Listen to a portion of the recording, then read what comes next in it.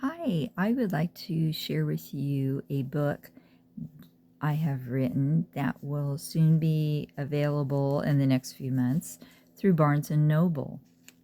It is called What's Inside, and the introduction starts, "If you don't believe the devil exists, he can't hurt you. The only problem with this is that the devil believes you exist." A concept expressed by Charles Baudelaire, 1864. The first day. Moving is a hassle for most people, but not if you are young and eager to experience life free from parental regulations. Ananya cannot wait to escape the protective smothering nest provided by her Indian parents and to test her own newly found wings.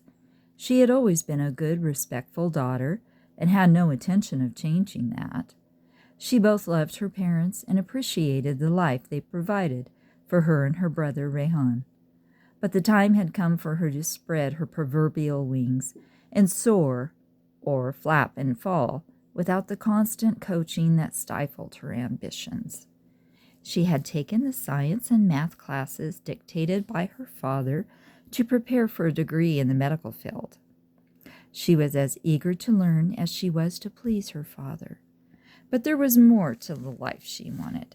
There was more Ananya wanted to offer the world than another good female doctor.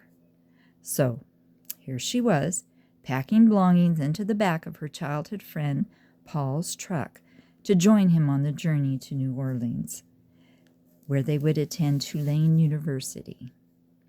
It took years of grooming on Ananya's part to prepare her parents for this moment. She had proven herself a trustworthy, intelligent individual who must take the next logical leap of independence in order to reach full maturity. Her parents finally acquiesced in this notion. Paul was never a contender for Ananya's affections, as far as Dr. and Mrs. Patel could see. In fact, Dr. Patel suspected him to be asexual. Paul was always very respectful to elders, women, and people in general. He excelled in scholastic achievements and had a bright future in the sciences, which Dr. Patel held in high regard. If Ananya's father would consent to her making an interstate trip from Kansas to Louisiana with anyone, Paul was the one. The load on the back of Paul's truck was considerably light for two 21-year-olds, embracing a new life for the next 2 years, with no experience surviving on their own.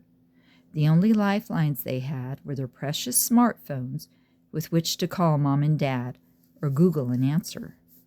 The light load carried on the truck matched the light load of worries carried on their minds. Sorrowful hugs and handshakes were replaced with merriment expressed in laughter and music, chosen by Ananya's slender fingers with a twist of the radio dial. The two comrades had been friends since the Patel family moved into their brick house on Sunnyvale Street, when Ananya was 6 and Rehan was not even a bulge in his mother's belly. Paul was the first and most steadfast American friend Ananya had in Kansas City. Ananya was a curiosity to pale, sandy-haired Paul. At first, he revered her as a brown-skinned doll with long, silky hair and a mesmerizing accent. But their first game of tag assured him she was not something to be put on a shelf and admired. She was someone to race and have fun with, who just happened to have all the exotic features he adored.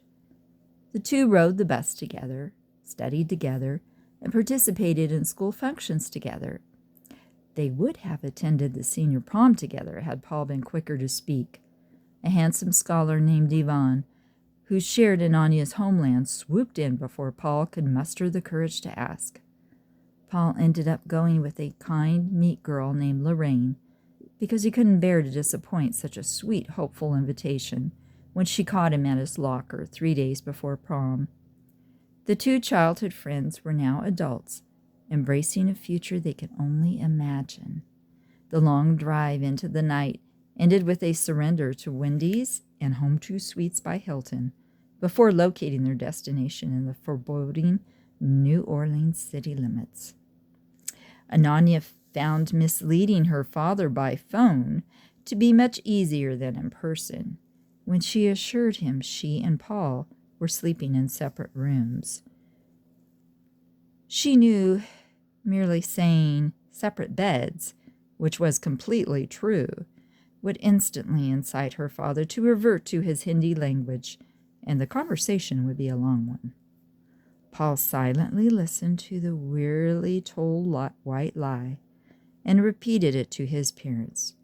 This was done to protect Ananya if the parents happened to compare notes. This is how the book begins, and I hope you will be engaged enough to order it through Barnes & Noble in the coming months. It is called What's Inside by Beck. Thank you.